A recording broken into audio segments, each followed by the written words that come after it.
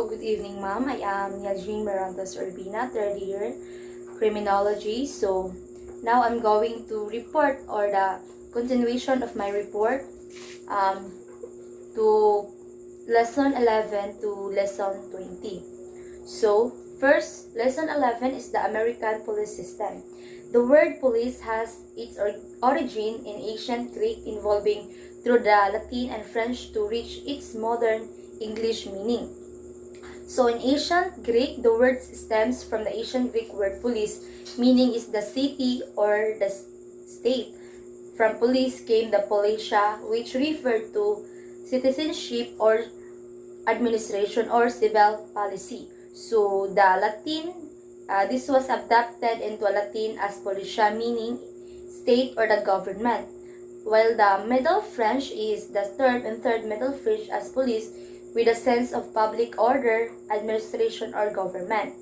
And the English, the word was first assisted in English in the early 15th century, initially used in a broader sense of public policy or state. It wasn't until the mid-18th century that police began to refer to specific functions of crime prevention and order maintains a meaning borrowed from the French usage. Next is the evolution of policing in the international setting. So, the evolution of policing in the international setting is involved from informal and community-based system in ancient and medieval societies, where law enforcement was carried out by the soldier, watchmen, and local officials. There were no professional police forces, and maintaining order was mainly community responsibility. And in 18th and 19th centuries, modern policing emerged with the establishment of Metropolitan Police in London in 1829 by Sir Robert Peel, and this introduced professional preventive and accountable policing, a model that spread to Europe, the United States, and the colonial territories. And during the 20th century, policing became more organized and nationalized with specialized units for investigations, intelligence, and forensics. World wars expanded police roles in security and surveillance, while the post-war era emphasized human rights and legal accountability. Next is, and also with our globalization, international policing cooperation developed to address cross-border crimes. Organizations such as Interpol, Europol, and regional policing bodies were formed to share intelligence and coordinate efforts.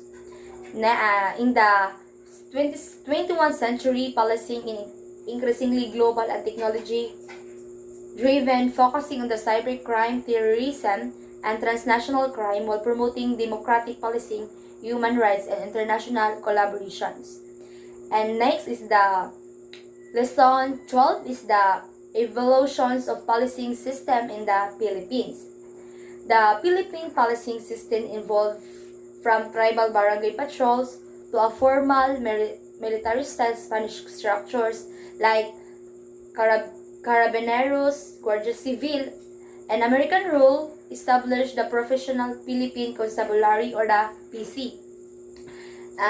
In 1901, later integrated into the Integrated National Police or INP, the modern Philippine National Police or the PNP emerged in 1991 by RA 6175 and unifying civilian police under the Department of Interior and Local Government or the DILG for professional community-focused force shifting from PCINP's military command.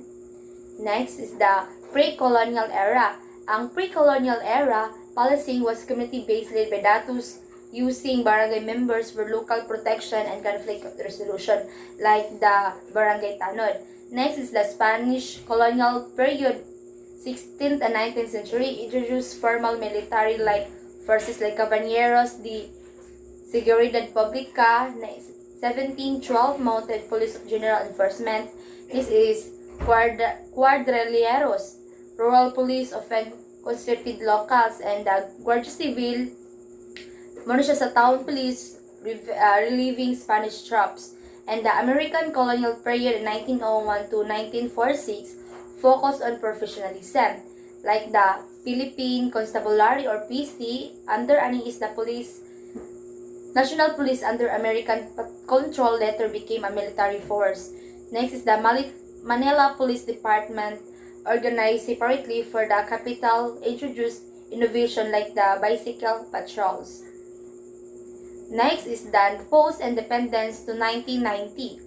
A dual system existed, the military-controlled PC and local police under the INP, unified but still separate.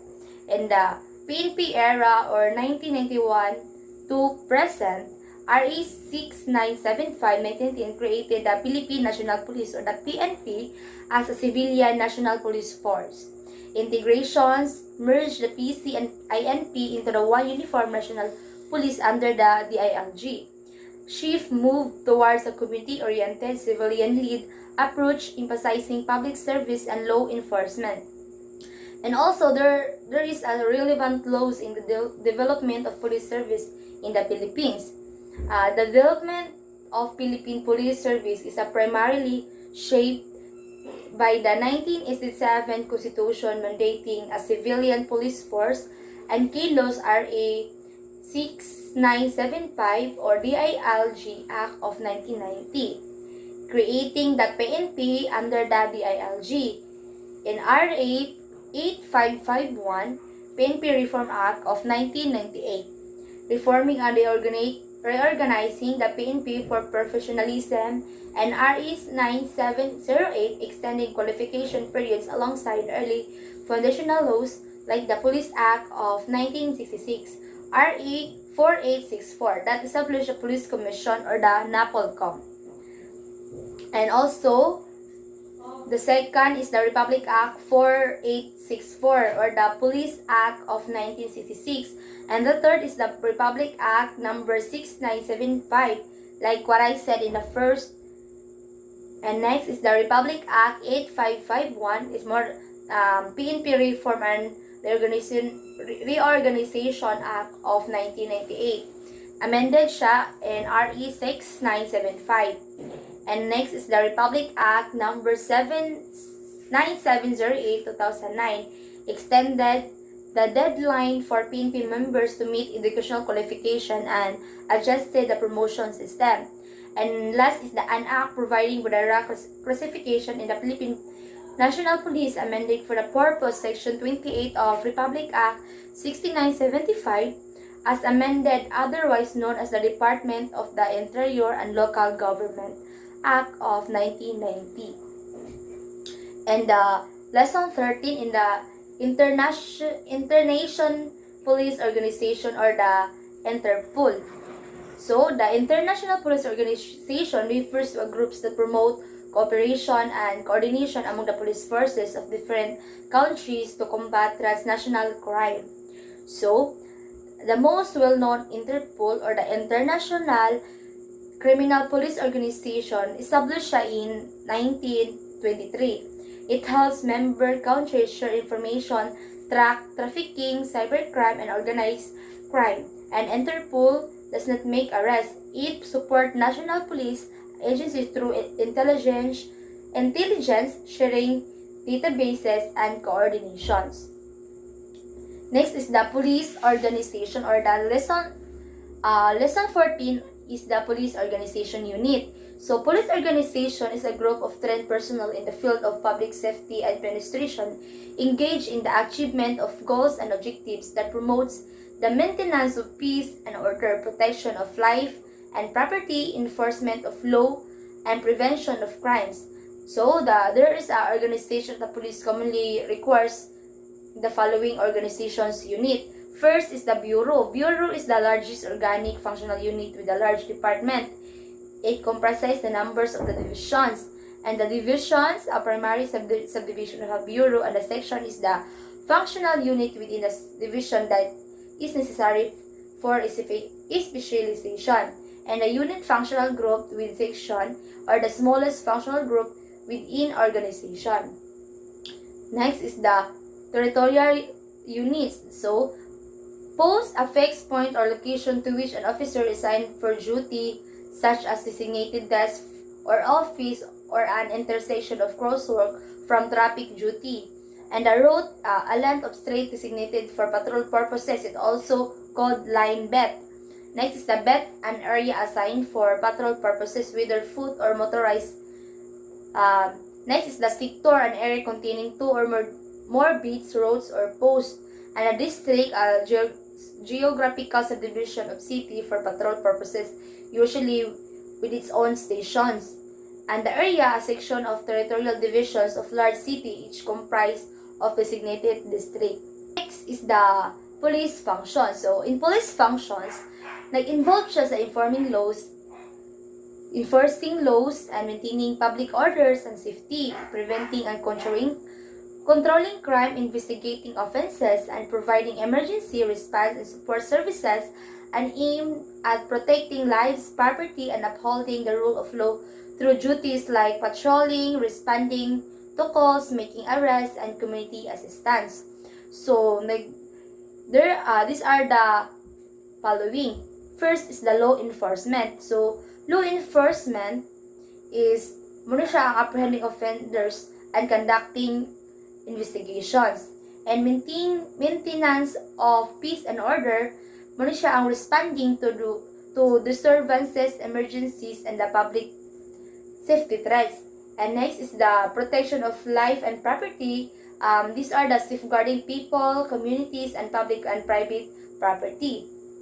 And crime prevention is mo prevent siya sa crimes through patrols, visibility, and community engagement. And while the traffic management is nag-regulate siya sa traffic and ensuring the road safety. And the community relations, building trust and cooperation with the community through outreach dialogue. Next is the principles of police organizations. So, in police organization, nag-focus siya sa hierarchy, chain of the command, unity of command, span of control, function, specialization lines, staff, rules, and efficiency, unity of objectives, authority, coordinated efforts, and effective law enforcement with public trust, root in the concept like Sir Robert Peel's principle emphasizing the community service and minimal force. This includes the hierarchy of authority, unity of command, span of control, and chain of command.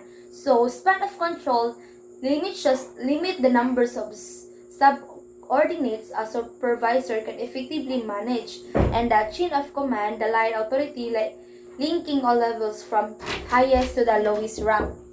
So, next is the organization and administration. So, organization is the structure like group, framework, and rules for achieving goals, while administration is the process of managing resources like people, tasks, policies within that structure to ensure smooth and effective operation and goal attainment. So, the organization is the group, and while the administration is the people, tasks, and the policies. The importance of organization and administration is ensure effective law enforcement and public safety, provides clear authority and responsibility, promote discipline and professionalism, improves coordinations and teamwork, enhances efficiency and proper use of resources, strengthens accountability and transparency, helps achieve organizational goals and public trust. Next is the mandates, functions, and responsibility of the following. First is the tri-bureaus. The tri-bureaus is the PNP, BJMP, and the BFP. So the mandate maintain the peace and order and enforce the law. First, functions and responsibility. The crime preventions and investigations, law enforcement and arrest of offenders, maintenance of public safety and orders, community policing, and public services. While in the Bureau of Fire Protection or the BFP,